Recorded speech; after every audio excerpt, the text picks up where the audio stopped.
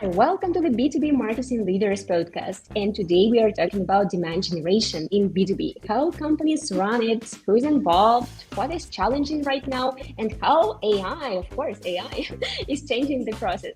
The teams, whenever they have a single asset, I don't know, a white paper or an ebook, they're so excited about it because they put so much effort into producing this content, and they believe that, yes, that's the holy grail that will solve all the problems. There is, I would say, never going away dream within the sales team that, all this stuff with leads generation and lead progression is okay, but we don't really need that. We need appointments. It's a big dream for everybody. That's this example of shut up and take my money, that leads will just come and just give the money. The best demand gen campaigns, they're built around bias problems. Every time you can talk to the customer, you should know it's like a tip of the iceberg.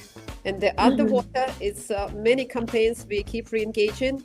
And it's team job and team effort to get customer ready even to talk to you. So I think in this whole race to be visible in the LLMs, the objective is basically to make sure that they pick up the information about the company the way you want it to be, rather than your competitors are presenting it or other social media. It's really important when you talk about targeted demand to define. So what is really we handing over, what is our product, and set up the expectation of the sales teams right. We are not making any magic. So our goal is to put you in front of the customer, in front of the prospect, and the rest is your job. Hi, welcome to the B2B Marketing Leaders podcast. And today we are talking about demand generation in B2B, how companies run it, who's involved, what is challenging right now, and how AI is changing the process. And I'm very excited to have such brilliant B2B marketing experts with me today. And let's start with the introductions. So please introduce yourself, your role, and how demand generation fits into your current marketing strategy. Let's start with Irina.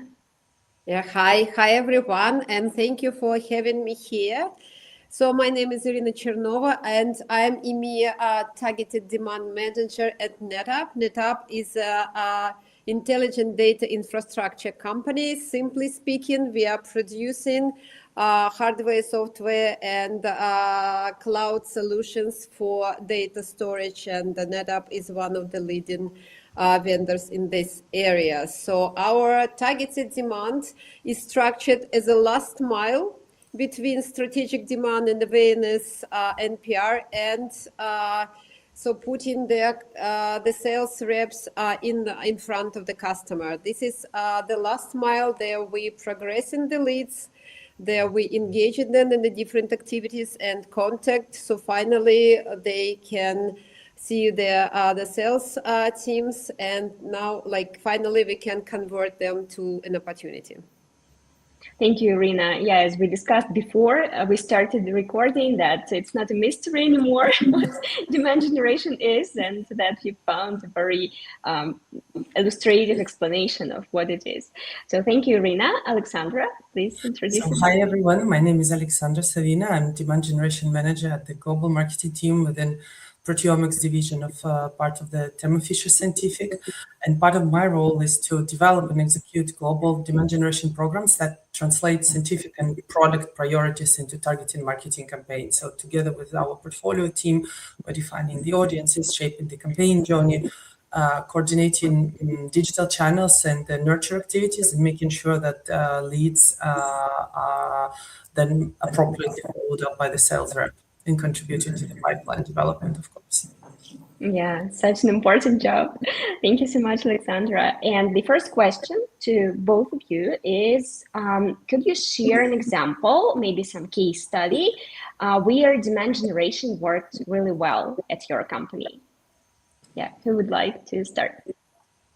Yeah, I can start. So I can tell you about one example when the existing activity, and this was the engineering-led activities, was turned into a demand generation engine, one of the most successful in the company. So if we look at the results. So on one of the local team, one of the country team, they are having this monthly cadence of technical webinars dedicated to different kinds of storage solutions and use cases. And previously, it was mostly for the existing customers.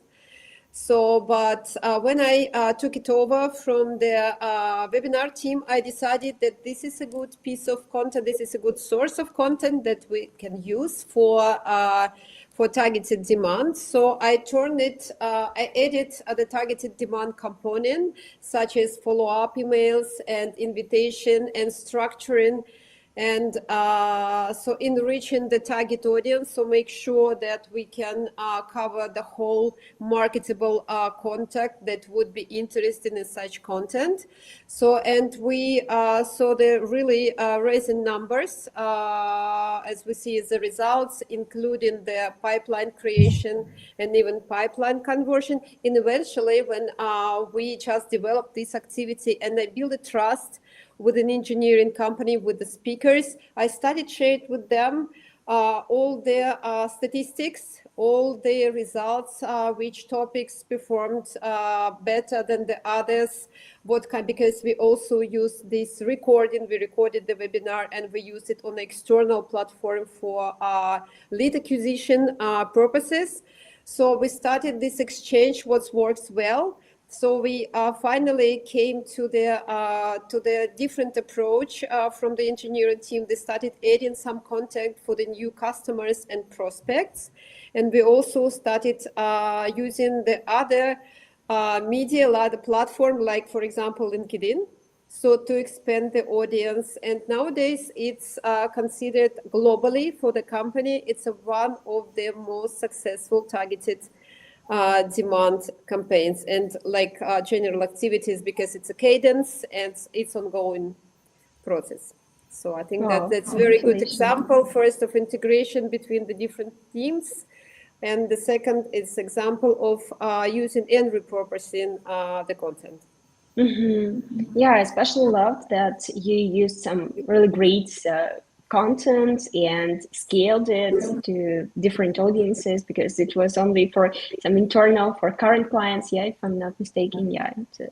Now more relevant people can see it. That's great. Yeah, so thank you, Irina. Alexandra, would you like to share your story?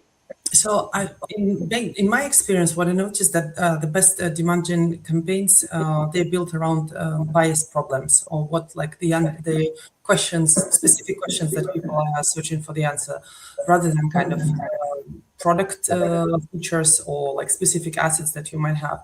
So one of the best examples of the demand gen campaigns that we've had was built around kind of educational topic around proteomics. So we had a webinar hosted with our internal speakers.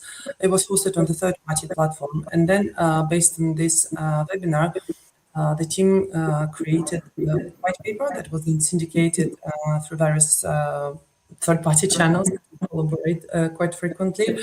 We then also created the blog post, which transformed into a social media activity. And so it has been quite a long journey. So it took us about 3-4 months.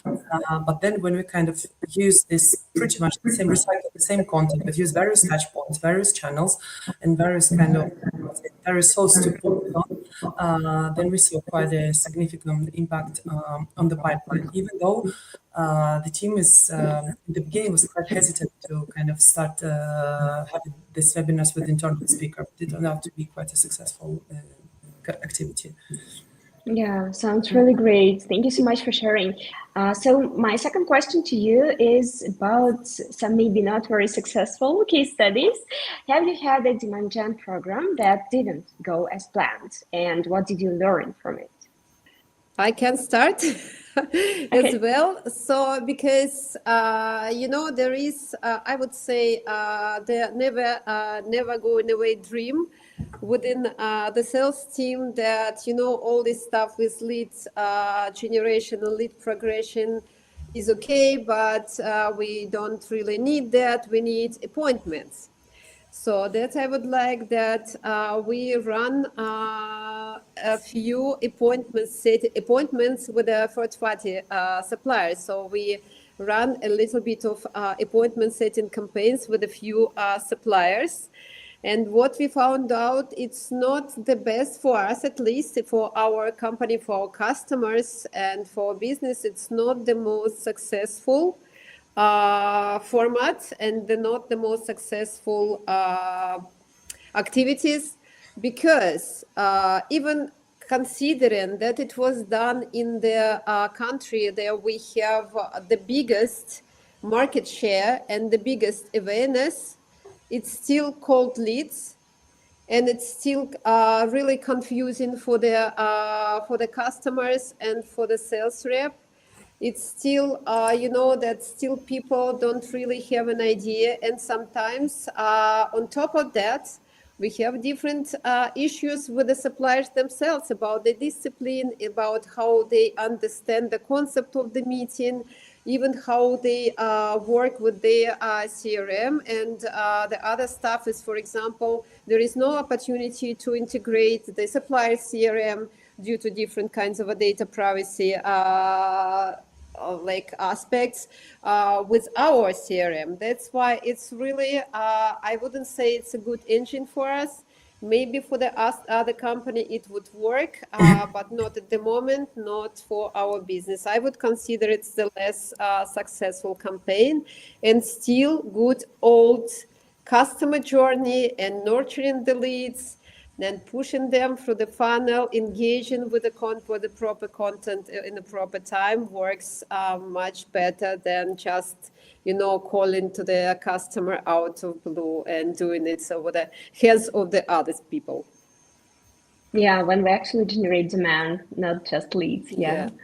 Thank you, Irina, for the example. Alexandra, would you like also to share? Yeah, maybe the two examples I have in mind. So when I started in the role, I saw a lot that not only in this company, that the people, like the teams, whenever they have a single asset, I don't know, a white paper or an ebook, they're so excited about it because they put so much effort into producing this content, and they believe that yes, that's the holy grail that will solve all the problems.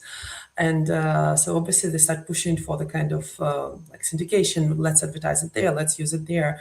And what I observed, that whenever you're taking this kind of single asset approach, it never showed a good result.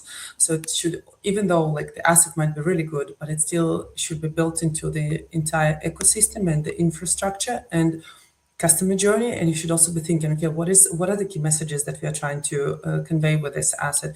What is the customer problem that we are trying to resolve? So whenever they will start reading or even sharing the data before they download this piece of material, what is this there for them? And what I'm always asking also my colleagues is like, would you share your data to get the access to this resource?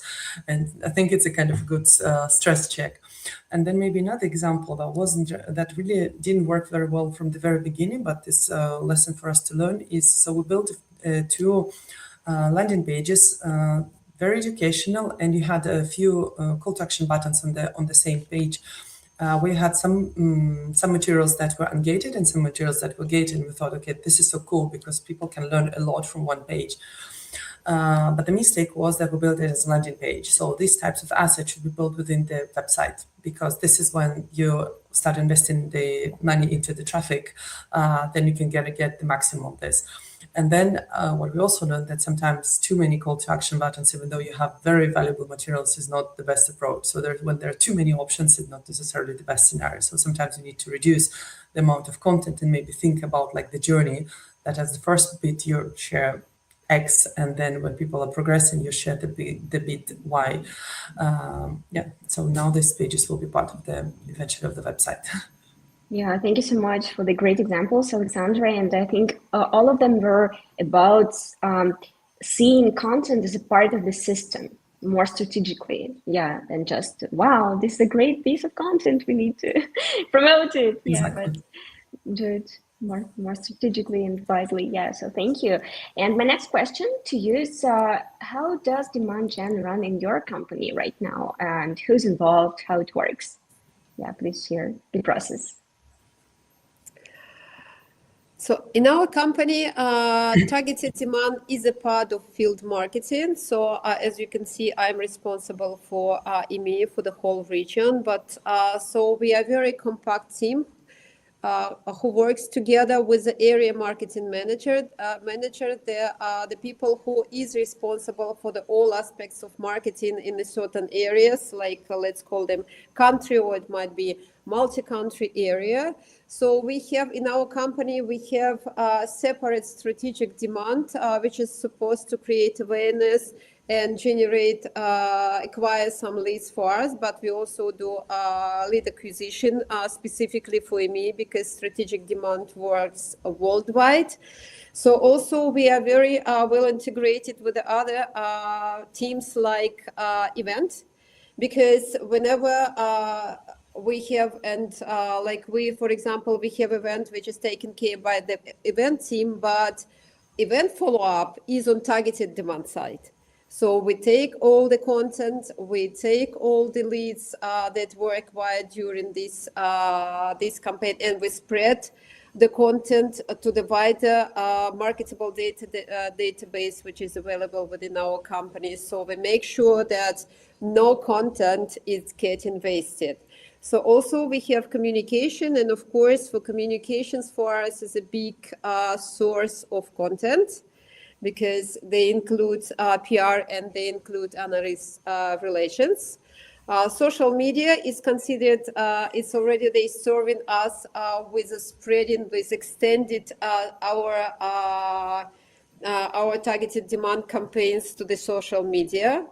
Of course, and specifically in our campaign, we are responsible mostly for digital engagements, with some exception, maybe some like high level, very individual in-person events, but I think it's very rare case, but mostly digital, that focus on lead acquisition and lead progressions. And of course, so we have our KPIs, that is pipeline created and won pipeline. So that's how we structured. Great. Yeah, many teams and a lot of orchestration between different stakeholders. Yeah, I can imagine it's a lot of 90% of my job is orchestration, actually. Yes.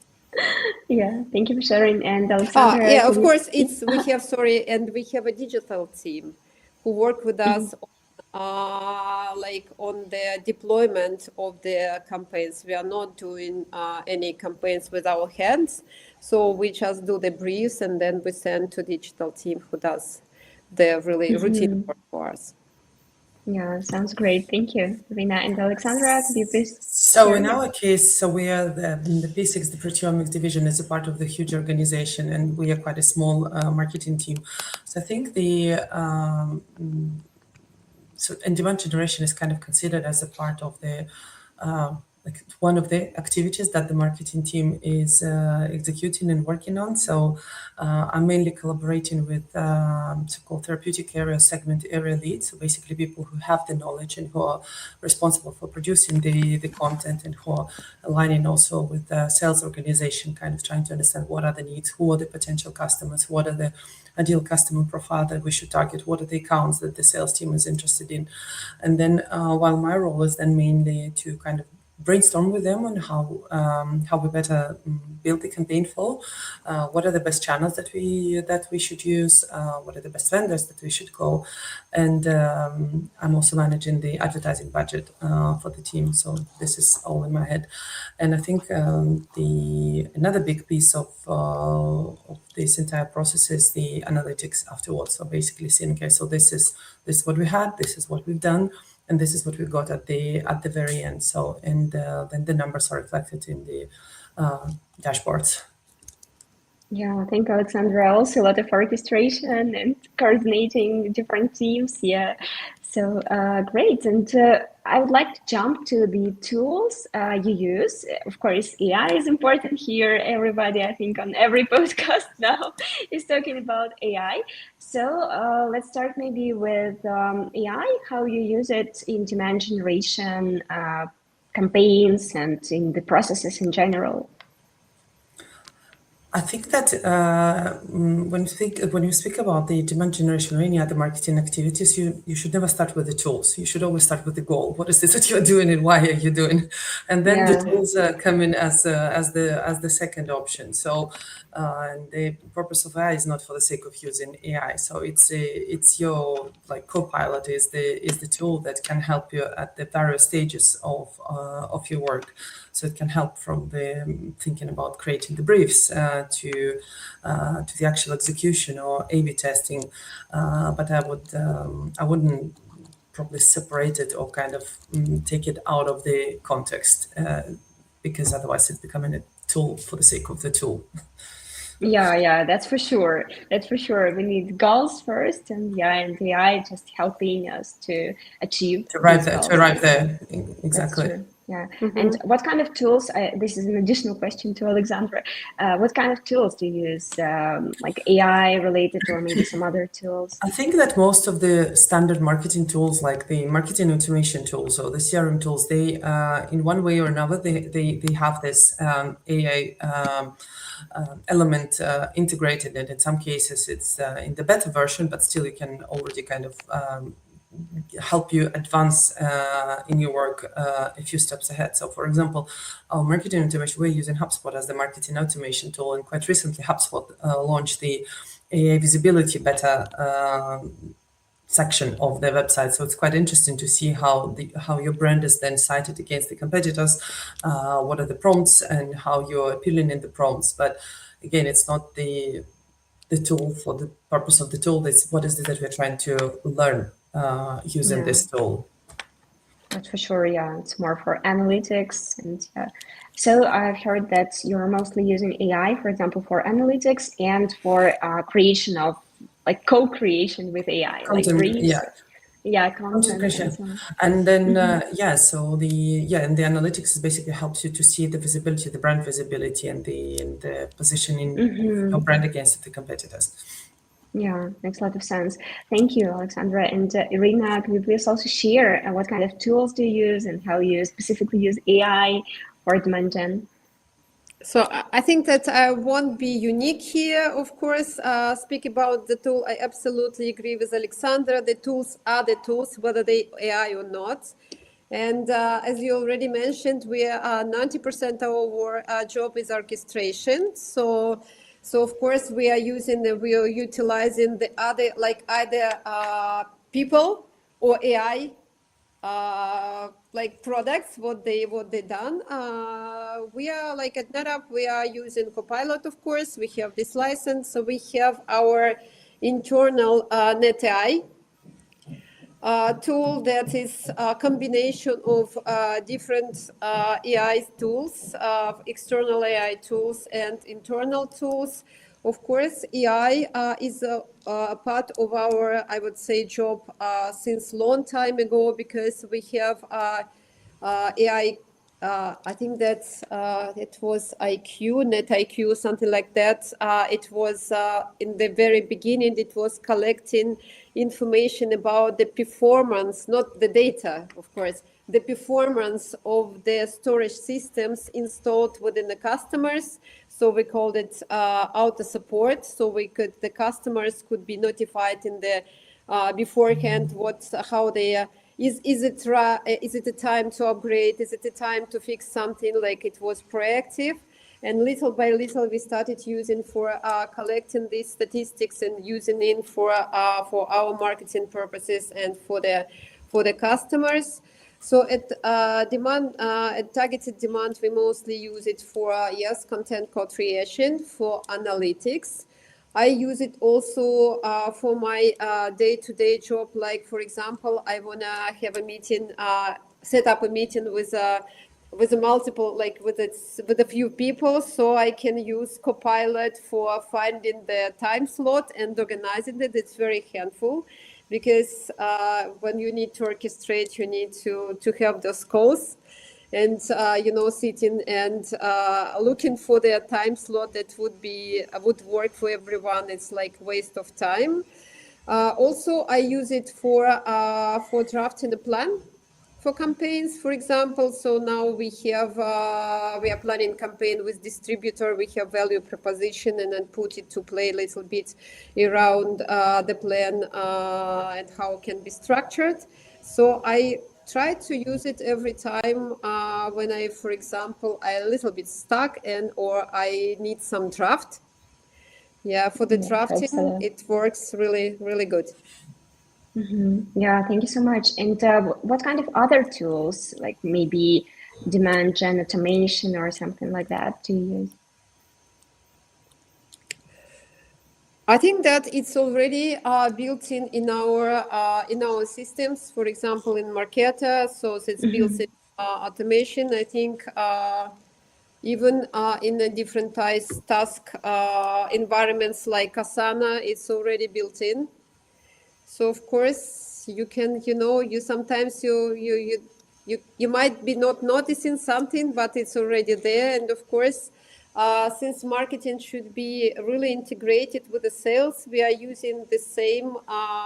So we are using our marketing tools and we are using the sales tools as CRM, for example, Salesforce.com. And they might have the different view, but more or less we have the common areas, the common environment that the sales we can share with each other.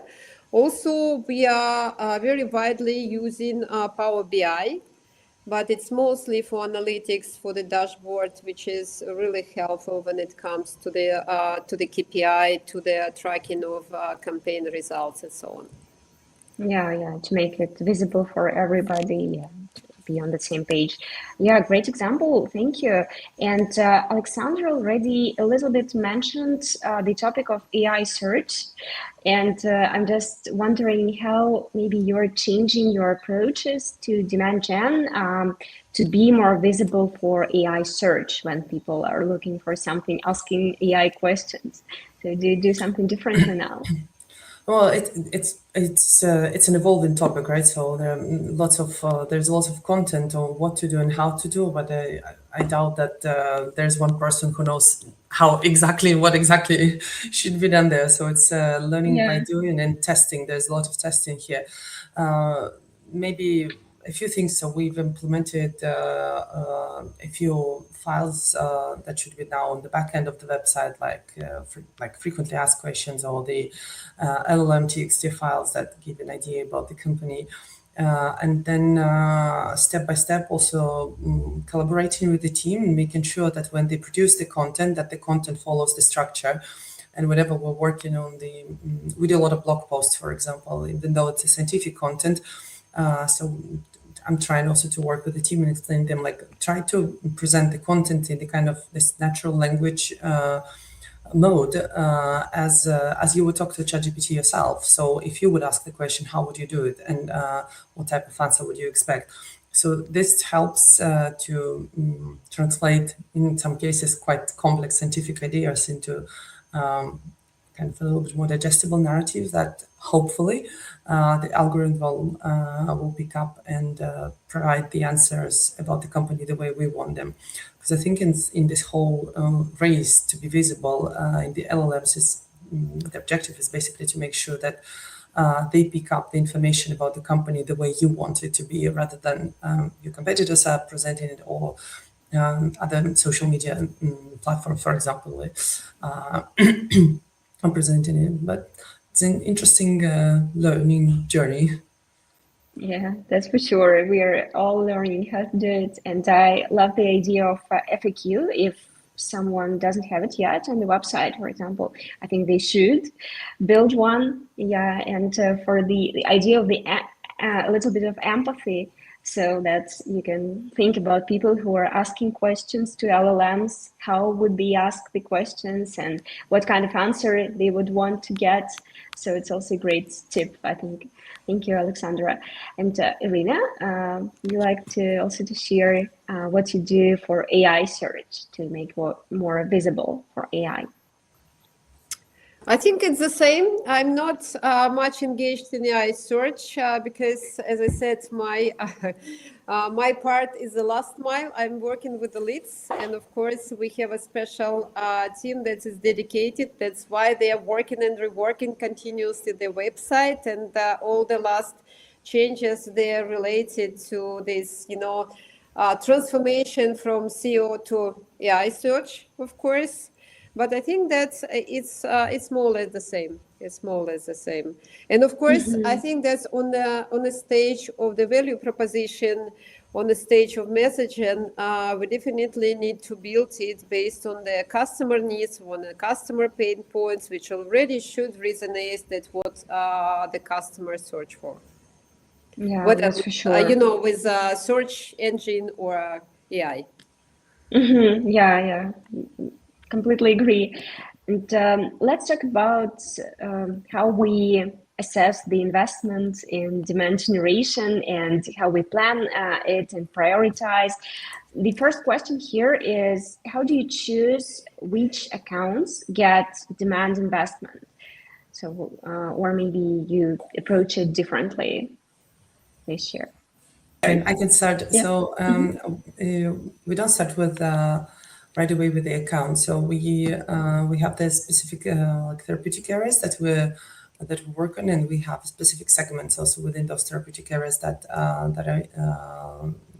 we are trying to target, and obviously the alignment. I think the alignment first happened. Like on the higher level and with the sales organizations, right? So what are the priorities?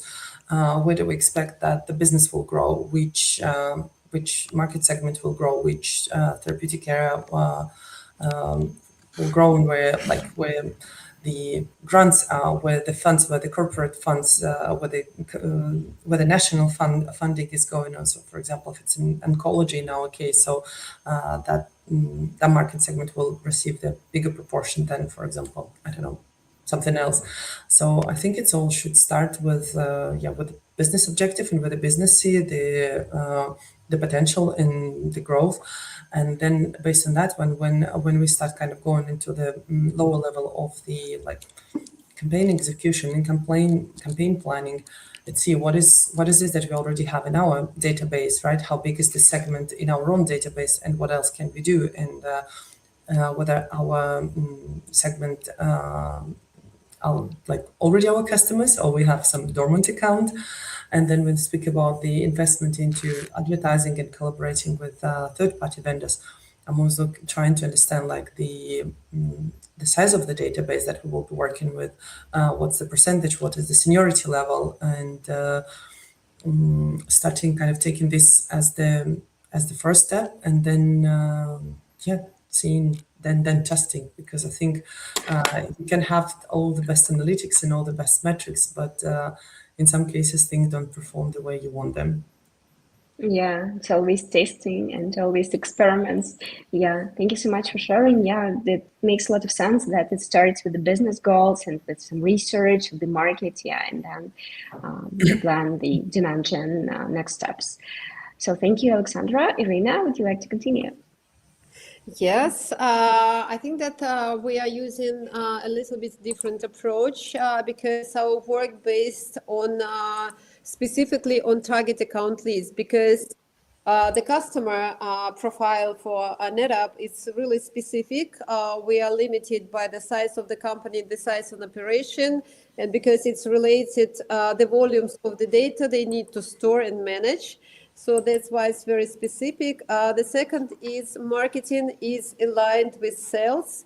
And as I mentioned, we have a pipeline as a KPI, as one of the KPIs. That's why we are only targeting the accounts that are target accounts for our sales reps. Of course, we have segmentation. We have different segments depending on customer size, on the sometimes it's on industry or vertical priority. Of course, we have a biggest customers, we have smaller customers, and depending on that, it's direct sales or channel sales, but yes, we are working with target account list. For some campaigns, we really narrow down the target account list to run, for example, the industry vertical specific campaign, or run the area campaign, or the other campaign that really requires more, I would say, so more targeting and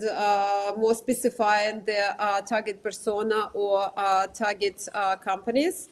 So also we have all kinds of intelligence to see the propensity, to see which customers really they searching for our solution, to solution like at NetApp for the data storage solutions, who like is likely to buy within the I think that 12 or 18 months.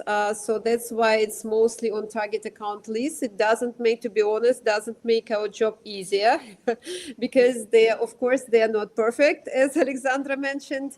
And of course, sometimes it takes too much time to sales to define the target accounts, so we don't have much time to execute. So that sometimes happens. That's a beauty of target accounts list. First, it sharpens the focus, but at the same time, it requires more job and more integration with the sales. Yeah, and a lot of research as well on the each account. Yeah, and research. Yeah, of course. Well, thank you so much for sharing, Irina. And my question to you both is about pipeline and revenue. How do you tie demand gen activities to pipeline and revenue, actually? So we have the KPIs. So we have the KPIs and the metrics. So then I believe that each company, right, defined its own vocabulary, what is considered to be as the new prospects, new leads, new opportunities, and then the progression of them. So, and each step can be measured. We measure them in Salesforce, and at the end of this journey, you can see the marketing contribution to the total opportunities created and the dollar value attributed to them, and the one opportunities. Like marketing is not completely responsible. We are impacting the one opportunities, but the key KPI probably for us would be the pipeline. Thank you. Yeah, makes a lot of sense. And Irina, how do you also connect? Same here. Our major KPI is pipeline. So since they are getting a certain percentage of the marketing budget, which we need to supply the certain percentage of the pipeline, so we are considering all types of opportunities. For example, we have so-called lead generated pipeline. So for example, we have a lead. So, and this lead gets converted into opportunity, and that's opportunity like either one or not. But we also have this indirect influence in pipeline, but it's not influence. Sometimes we have so-called account generated opportunities. That happens that, for example, and of course in B2B it's typical. For example, we have a few individuals from the same company who engage in different activities and engage with the different kinds of content from us, but differently. And eventually, for example, the opportunity created by the partner or by the sales rep, but it was really initiated, and much influenced by the marketing activities. That's why we have lead generated pipeline and lead source pipeline, and account source pipeline, and these two parts of pipeline get into one pipeline results. That's mostly, we used to have sales qualified as a pipeline. We used to have sales ready as pipeline. Now we are measuring that because we need to track our results to see how it works in terms of conversion. But our major KPI nowadays is pipeline itself, like number of opportunities and the total amount. Yeah, and sounds great. And I especially love that not only the leads that you brought directly Are you can count them, but also the other leads that marketing influenced. For example, they attended some webinars or read the content or something else. Yeah, it's also important because it's a lot of work. And it's resonate with B2B approach, because when you work with a big customer, it's not the only individual that they are working within a customer. Of course, it came from account-based marketing, but as we can see, this approach works for the big campaigns as well.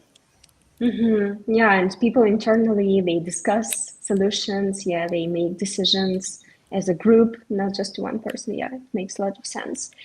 Yeah, so we've talked about the metrics, and I'm really interested because I know that in demand generation, you need to have different touch points across the marketing journey with the lead, for example, several webinar registrations, several, for example, they've got some white papers, they read some articles, they attended an in-person event and so on. And only after that, they become sales ready. And could you also tell us more about that? How many touch points and what kind of touch points a typical B2B lead needs to become sales ready? I think it will depend a lot on the industry, on the sales cycle of the specific industry. Because in our case, the sales cycle is quite long. So yeah, in your experience, in your industry, the sales cycle is quite long. So it's going to be there will be many touch points before the lead will materialize in some sort of opportunity. Yeah, it also depends on the product, because there are, like, within the portfolio we do have products that for like the sales cycles, even though it's long, it's going to be shorter compared to some others. So hard to say. I wouldn't go with the average, but it's definitely never a quick one. And then I think another kind of complexity, or at least in our industry, is that we, for example, we don't have the e-commerce element. Not on the website, but then also as the kind of as the tool, for example, on the website. So it's also kind of the limitation to directly measure marketing contribution, because once you have obviously the e-commerce on the website, it's quite easy then, so you can track all the kind of touch points, all the steps before person actually committed to the purchase, or at least added the product to the purchase. So that's this is also making the difference. So yeah, in a nutshell, it's long, it's never a single, and in many cases there will be one person who starting this journey, and then it will be completely another person who will materialize in the opportunity, because within, especially like the bigger accounts, there's a group of people who's making the decision. Yeah, makes a lot of sense. So yeah, definitely many touch points in the long sales cycle. Yeah, Irina, how does it work for you? Yeah, I Is it think the it's same? similar. Yeah, it's very similar, because in our industry the purchasing cycles are pretty long. It might, like, for some, depends on the segment, of course, on the industry. Like it might be from like 3 months to like 2 years. And of course, during this cycle, we engage the people from the accounts maybe many times. And of course, it depends on even on the country, on the culture.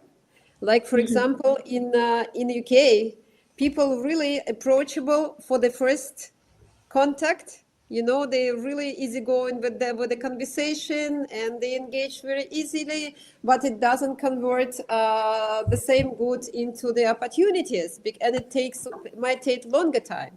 And conversion is low. For example, in Germany, people are pretty, like, it's cultural, pretty shy. It really takes time to get the attention, to get the trust. But as soon as you get the trust, it's easy. It's not like that, of course. And of course, we are in big B2B, and of course, buying committee consists of many people. But since you get the trust, it's easier to engage them with the content. It's easier to invite them to the events, for example. Then, of course, it's visible on the conversion as soon as the trust is built. I think it depends even like in the country, on a segment, but usually it's long. But I would say that, for example, there are different kinds of engagement, And of course, there is big probability for example, for the engagement on the consideration stage. Like for example, you have the people, they sign up for individual workshop, or people sign up register for the event, or for example, people ask for like play with a calculator already, like online calculator. That means that it's really a sign that it's like opportunity is just around the corner. Of course, we can read by the behavior, by the signals. Of course, you're never sure, but it gives us a little bit of idea how soon our sales teams can already engage with the customer and create an opportunity. Yeah, that's for sure. And I really love the example of different cultural behavior, yeah, in different countries, different cultures. Yeah, thank you for that as well. And we are going to the end of our podcast episode. And my question to you is maybe there is a question that I didn't ask, but you think it's very important and for the demand generation topic, and you would like to add something, answer this question. What do you think? Yes and no. I would say that demand generation is a kind of an invisible part, mostly invisible part, because, for example, the sales team can notice the event. Sales team usually tells or create awareness, place an ads on the big banners and gives out the takeaways, different kinds of giveaways for the customers, different fork. But what I usually tell when I present in front of the sales teams, I said them, every time you approach the customer on NetApp event, or maybe not NetApp event, and they start talking to you, like having a discussion, you should consider that it means that we engaged with the customer a few times. The customer has an idea who we are, what we are doing, and the customer already, especially in some countries like German-speaking countries, for example, they already have an idea and they are ready for the dialogue with you. Otherwise, you can go to the airport and start talking with the strangers. If it's the same results, maybe so our job is forced. But every time you can talk to the customer, you should know it's like a tip of the iceberg. And the underwater, it's many campaigns we keep re-engaging, and it's team job and team effort to get customer ready even to talk to you. Yeah, So it's a good point. It's a lot of work, yeah, to make them Yeah, sales ready. I would agree with this point. I also had a conversation the other day with my colleague who moved from the sales to marketing, and she was saying like, I didn't realize that it's going to be like that complicated, and it's always marketing is always blamed of not either providing enough leads, or not providing good leads, or not providing the right content, or not sharing it in the right moment.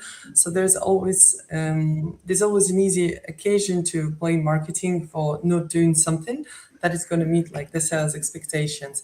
So yes, indeed, there's a lot of kind of hidden work and hidden kind of operation, in some cases hands-on work, to make sure that there is this awareness, and the customers, when they are already at the event, they can come to you both. They can come to your sales and say like, oh, we heard something about you. So probably someone did something. So these people kind of learned or read or somehow started kind of even considering this. Yeah, downloaded the paper, whatever. So the webinar somewhere. Yeah, I have an idea. I also would add this stuff like that, because we are the targeted demand. We are on the edge between we generate the leads, like including hot leads and now leads. And then, for example, we have the BDR, SDR. So it's called differently in different company, that call to the leads for the meetings and hand them over to the sales rep. And sometimes sales rep are not really happy. There is no opportunities, there is not much money, and I tell that we need to define the where.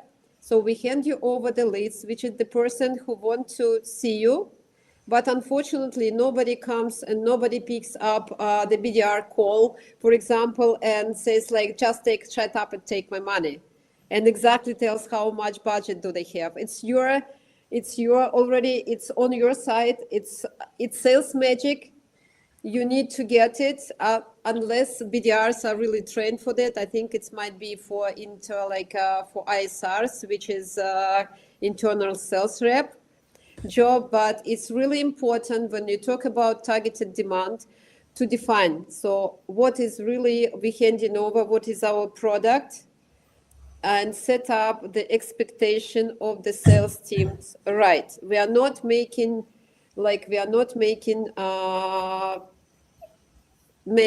any magic. So our goal is to put you in front of the customer, in front of the prospect, and the rest is your job.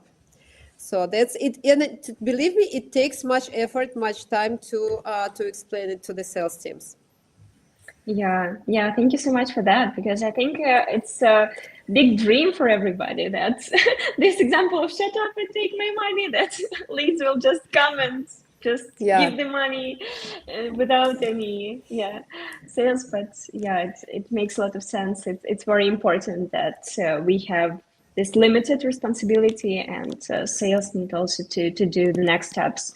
So thank you so much for coming today and for sharing your insights, your very valuable insights with me. And I really appreciate all the practical examples and perspectives you shared today. So thank you so much. And have a great rest of your day, everybody. Thank you. Have a good day. Yeah.